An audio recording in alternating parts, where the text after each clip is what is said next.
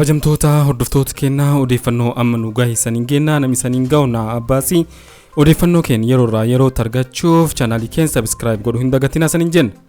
Odeeffannoon amma nu gahe kuniin daandiin guddichi Itoophiyaa fi Keeniyaa wal qunnamsiisu waraana bilisummaa Oromootiin to'atameera jedhe. Daandiin guddaan Itoophiyaa fi Keeniyaa wal qunnamsiisu guyyaa har'aa kibba Oromiyaa Mooyyaleetti waraana bilisummaa Oromoodhaan to'atamuu isaa beekameera. Guyyaa kaleessaa gaazexaan Keeniyaa daandiin kun cufamu akka malu gabaasuun ni yaadatama. Odeeffannoo wal qabatuun Oromiyaa lixaa bakkeewwan tokko tokkotti sababa waraanni bilisummaa Oromoo magaalota garaagaraa to'annaa jala oolfateef tajaajilli geejjibaa fi intarneetii addaan cituunis gabaafameera. Biiroon dhimmoota kominikeeshinii Oromiyaa gama isaatiin waraanni bilisummaa Oromoo Oromiyaa lixaa bakkeewwan tokko tokkotti daandii cufuuf yaalii godhanii jiru. Garuu daandiin cufam hin jiru jechuun dhugaa uummanni himaa jiru dhoksaa jira. Jiraataan magaalaa Naqamtee haal naannicha keessa jiru akkas jechuun raga bahe. Daandiin Damdalloo Finfinnee Damdalloo Gambee Muggii karaan deemu cufaadha. Sababa maaltiin akka cufames wanti beekamu hin jiru. Geejjibni dhibuu sarraan kan ka'e tokkoffaa meeshaaleen Finfinneerraa gara Damdalloo seenan ni jiru.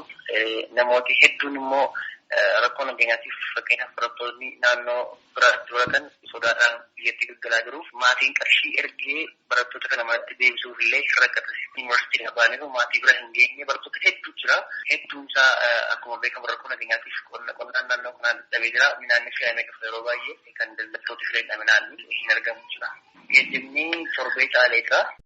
Daandiin geejjibaa magaalaa Finfinneerraa gara magaalota godina Wallaggaa lixaa akka Gimbii fi magaalota birootti sababa lola waraana bilisummaa Oromoo fi loltoota mootummaa jidduutti godhamaa jiruun daandiin cufamuu jiraattonni himan. Makiinaan kun amma gaafa torban sanbata guddaa dabalatee jechuudha. Har'a guyyaa 19 ergasii taatee deemaa jirtu karaa kanarra.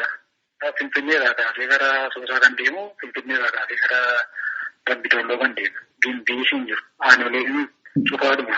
Sababa maal beekna kan sababa san beeknu qaama cufamee abaluun jedhamu namuma hidhatee jirutu makiinaa deebisaa jedhamu egaa qaamuma hidhate oliinsaa ammoo kana hin jedhamne makiinaadhaan cufanni kun fudhatanii deemuun sinuu jira gaa numan deemamu yoo banaa ta'e sinuu sodaatanamne sababa daandii ifamee jiruuf egaa namni kunoo namni karaa deemu dhabee nama rakkataa jira gaa kunoo kan kadhataa jiru jira.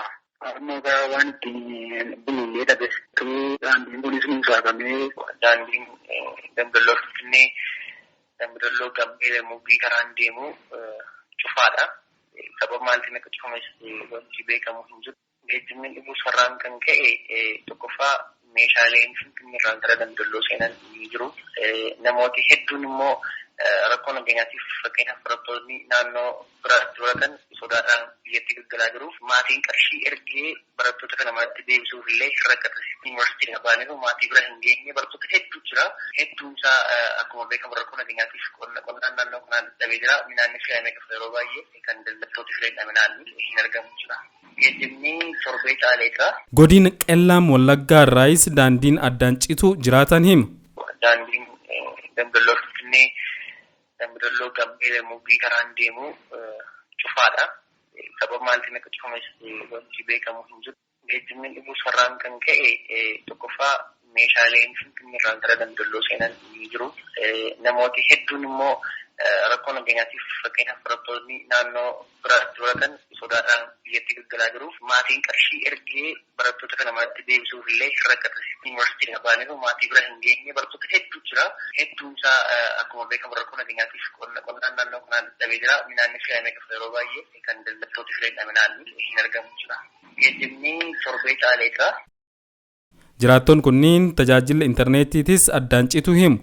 Mootummaan akkuma kanaan dur godhaa ture iddoowwan rakkina nageenyaa ni jiru jedhee fi loltoonni isaa itti injifataman tajaajila geejjibaa fi qunnamtii cufuun uummata irratti miidhaa geessuun beekamaadha.